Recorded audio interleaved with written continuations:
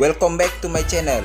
Pada kesempatan kali ini, OP Bonanima Gaming akan membahas salah satu anime yang menjadi trending topik belakangan ini. Anime tersebut ialah Kimetsu no Yaiba. Bagi para nakama yang tidak mengetahui anime ini, simak video ini sampai akhir dan jangan skip ya bro. Tapi sebelum itu, kita intro terlebih dahulu.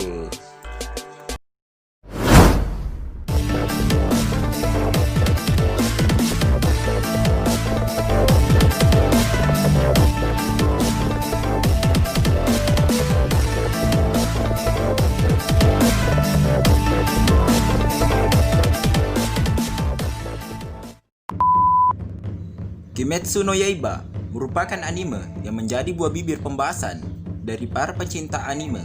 Kenapa tidak? Karena ia telah mencapai trending topik kedua setelah One Piece. Ia merupakan anime yang memiliki penonton terbanyak setelah One Piece. Anime ini berjudul Kimetsu no Yaiba. Anime yang menceritakan perjalanan seorang pemuda yang bernama Tanjiro yang berusaha mengobati adik kandungnya yang berubah menjadi Oni dan ingin menjadikannya kembali sebagai manusia. Di awal anime ini, kita diperlihatkan bahwa adik Tanjiro merupakan manusia biasa layaknya pada umumnya. Namun, di suatu hari ketika Tanjiro turun ke gunung untuk menjual arang kepada masyarakat sekitar, ketika kembali ke rumahnya, ia melihat seluruh saudaranya bahkan ibu kandungnya telah mati terbunuh. Ia hanya melihat salah satu adiknya yaitu Nekomamushi yang hidup.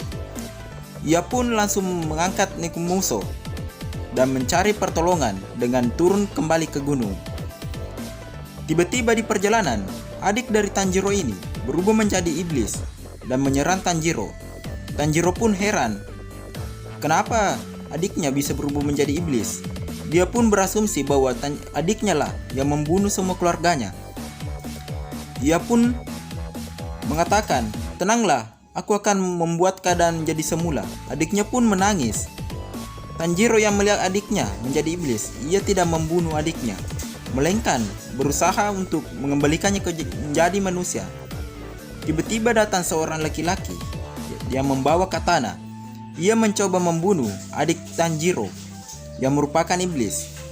Ia menusuk lengan kiri dari adik Tanjiro ini.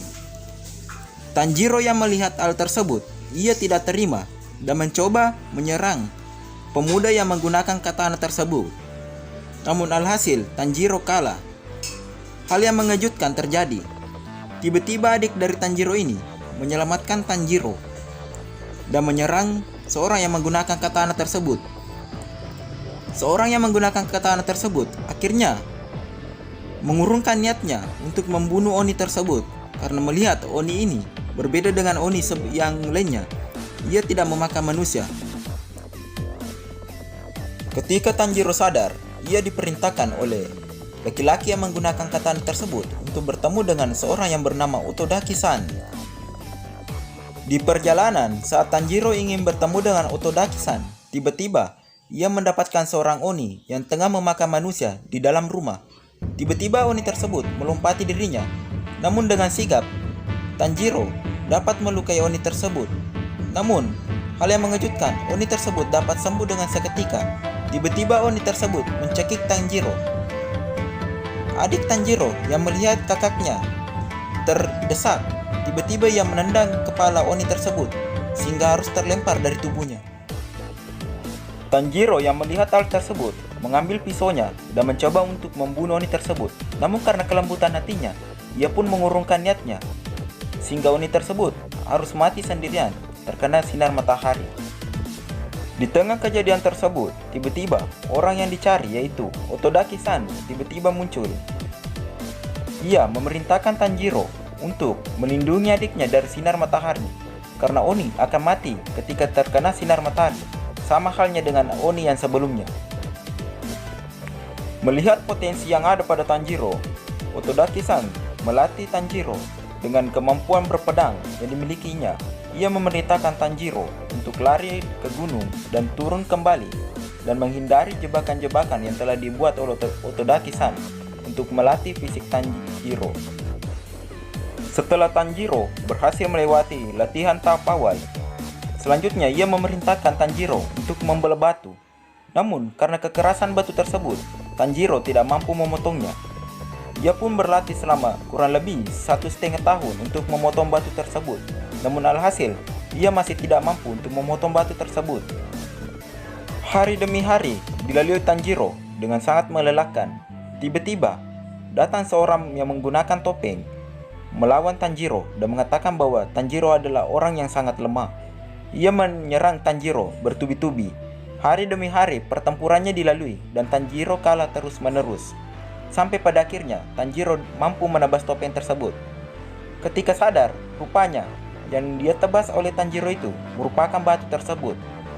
Dan dapat disimpulkan bahwa orang bertopeng tersebut hanyalah sebuah hantu yang melatih Tanjiro di alam bawah sadarnya.